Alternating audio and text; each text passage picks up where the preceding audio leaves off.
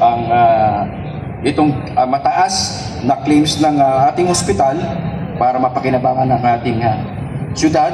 At bukod doon, mataas din yung rate na nakuha natin doon sa pagbibigay po ng binibigay ng PhilHealth na professional fee, na yan po ay pinaghahati-hatian ng mga empleyado ng hospital sa 7 hospital, ganyan po. Yun po ay binigyan po tayo ni Yorme ng 50-50% na hatian doon sa mga doctors at saka sa non-doctors. Maraming salamat po, Yorme. Lubos po kami nagpapasalamat sa pagbibigay mo, Mayor, ng prioridad sa kalusugan, edukasyon, pabahay at mga trabaho. Malaking bagay po ito para sa mga Manileño. Salamat po sa on-time na sweldo na ating mga empleyado, lalong-lalo po sa mga job orders, mga contract of service. Salamat din po sa rehiring uli ng aming mga job order employees at saka yung mga contract of service employees. Sana all.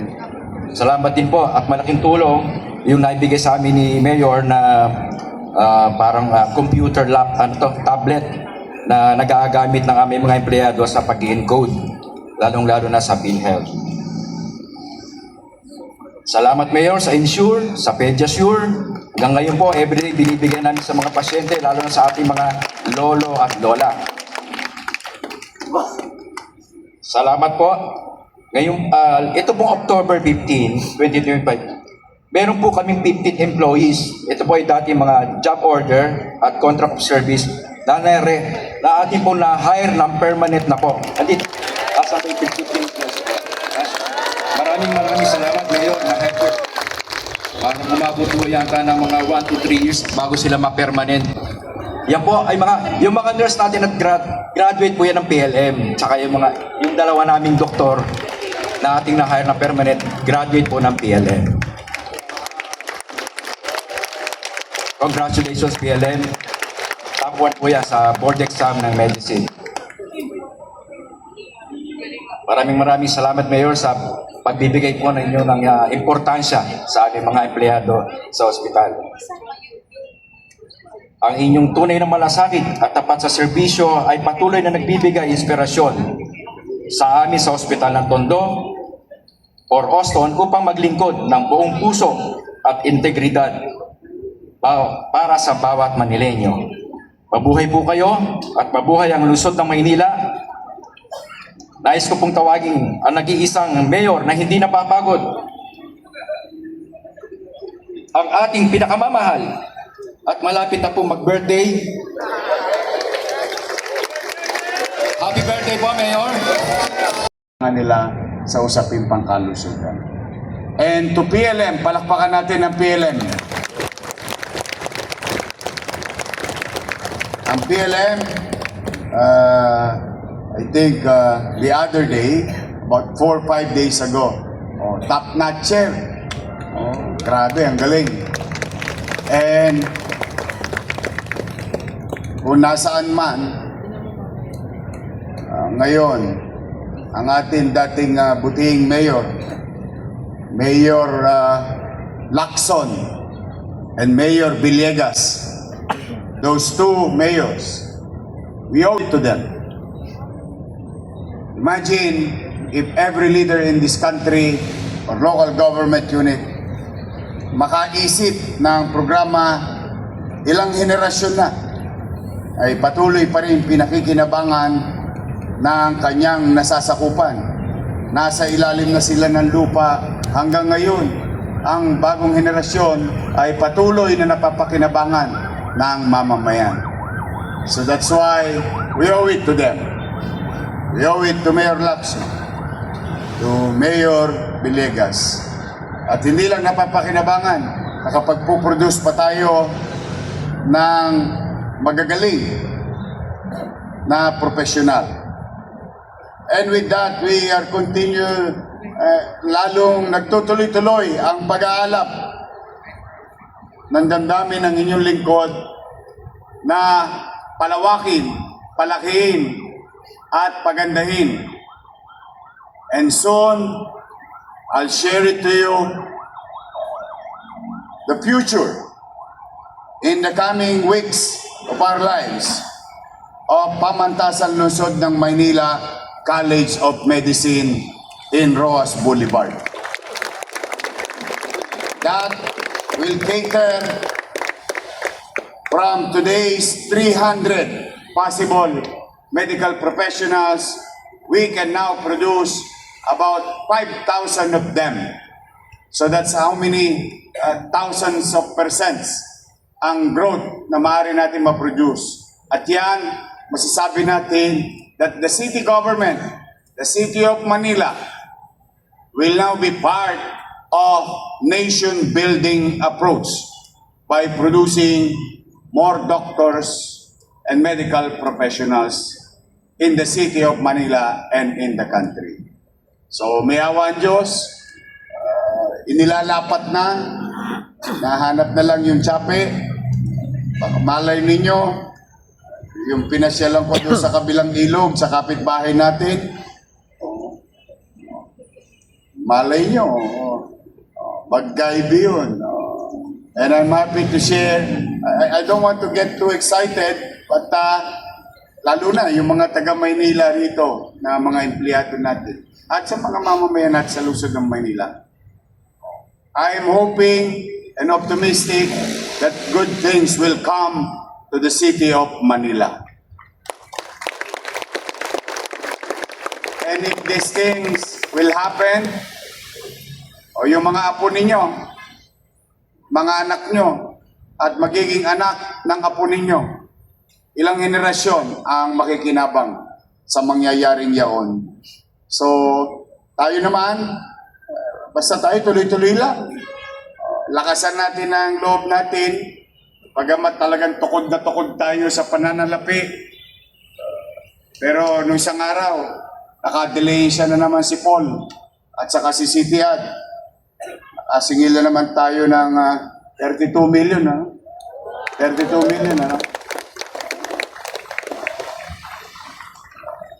May flood control.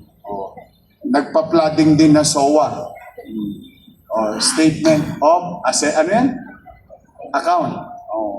Marami pa. Kaya alam, may paglalaanan tayo yan sa ating mga obligasyon ng lumang panahon. As I have mentioned, I will continue to recognize PYO, commercial obligations done in the past. Mahirap. Sa totoo lang, pwede ko naman limutin na yun. Pero, anong benepisyo sa Maynila? Ano magiging muka ninyo? Na kapag tinawag tayo yung mga taga-gobyerno ng Maynila, manunuba yan. I don't like that. Total, responsibilidad na natin to. But I need your help. I really need your help. With all humility, I really need your help. Just excel from your field of undertaking. Tulong-tulong tayo. Ko, makatatawid tayo, makararaos tayo. Nairaos ko na yung Lespo. Masasaya mga misis niya nung nakaraang linggo.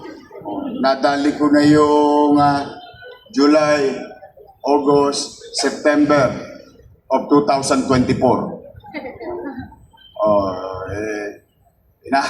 Opo, totoo yun 2024. But hopefully yung aking mga PWD naman at solo parent at siyempre yung UDM. Kasi yung PLM nakadalawa na sa akin. Naka-58 na yun, saka naka-19. So, mapapasin ninyo, kaya ko yan yung kinukwento sa inyo, para bang ang nangyayari sa Maynila, hand to mouth. Pag may tsape, arya. Yung iba naman, yung mga low-hanging fruit, gawa, trabaho. And like what Edwin Perez, Director Edwin Perez said, yes, we will continue to invest in healthcare, housing, education, and jobs. And we have continuous growth of new businesses in the city, and new jobs are being created. With this liberalization and doing some ease of business in our rules and laws in their respective agencies, bureau, and department of the city government of Manila. More to come. They are coming back to Manila. That's why, sabi nga ng kanta, I keep coming back to Manila. And yes, they will. They will go back to Manila. Because Manila, not only for each and every one of you and our people, to the businesses, it's a land of opportunity. That's great opportunity in Manila. Untapped or underutilized. And as a city itself, as you all know, yes, we are old, but we can make it pleasant at panatag ang pamumuno. So sa inyo naman, mga kasama ko nagtatrabaho, lapit na, lang tulog na lang, mararamdaman nyo na naman ang simoy ng Pasko. Kunti na lang. Tama ba yung oras? Pareho kami ng oras. O nga pala, kinilala, saan si Crystal? Kinilala tayo, no? Crystal, itong ating clock tower ng UN, something like that. Kinilala na yung dating tambakan ng basura. Alam niyo ba ang basura niyan? Simula sa ground floor pataas. Nung first term natin, inayos natin. Ngayon, naging pasyalan.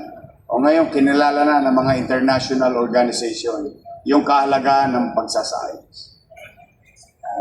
Yan ang ating magiging gabay. But again, with all humility, I'm asking each and every one of you, tulungan niyo ako. I cannot do this on my own. Bawat isa sa inyo ay may halaga. May gawaing maaaring magdulot ng pagbangon, sigla at tagumpay ng ating pamahalang lungsod. At pag ang pamahalang lungsod naging masagana at matagumpay, siya namang ikabubuti ng ating 2 milyong mamamayan sa lungsod ng Maynila. So muli, mag-iingat kayo. Ang dalangin ko ulit, it's Monday, start of the week. I hope that God will keep you always healthy. Pag kayo'y nakararamdam na ng paninikit ng dibdib, huwag na kayo magpa-angiogram sa mga private hospital. Punta lang kayo kay Padilla, kay Director Padilla. Wala kayong gagastusin 50,000, 80,000. Pati kamag-anak nyo, huwag kayong mahiya. Pati kamag-anak nyo, kakilala nyo, kaibigan nyo, ex nyo, jowa nyo. Welcome sila lahat sa Maynila. We invested into this machine so that we can keep everyone safe and healthy. So now, I'm praying that this week and many days to come, that God will continue to guide and keep you safe. Muli, magandang umaga, mga kapwa ko, kawani ng pamahalang lungsod ng Maynila. Maraming salamat at pagpalain nawa kayo ng Pong May Kapal. Manila! God first. Thank you. Lahat na ng linya ko sa mukha. But I'm happy to be of service. And congratulations to Dr. Edwin Perez, our director, at 10 ng ating mga kasamahan sa Oslo. Huwag kang mag-alala, Doc Edwin. May awa ang Diyos. Bago ka man lang magretiro, someday, somehow, magkaroon kayo ng bagong bahay.